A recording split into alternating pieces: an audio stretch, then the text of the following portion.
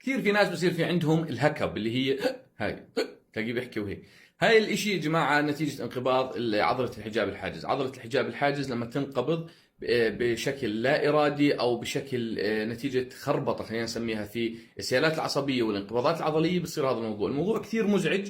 كيف نخلص منه؟ إنه بنحكي للمريض شد حالك زي كأنك في الحمام، أو انفخ بسرنج، أو اشرب مي بطريقة عكسية. كيف يعني بطريقة عكسية؟ يعني أنا أجيب كاسة المي أشرب منها من الجهة هاي، مش من الجهة القريبة من الثم. في ناس بس يخافوا كمان، أو حدا بيجي بخوفهم بنقزهم زي أمهاتنا وجداتنا زمان كانوا يعملوها فينا، فبتروح او بتخف نتيجه ارتفاع الادرينالين هرمون الكر والفر، فبتتنظم السيالات العصبيه. طيب في ناس بتقول عندهم اكثر من يوم وبتطول، شو الحل؟ يعني علاج ما لها، بتروح على الطوارئ ما لها حل.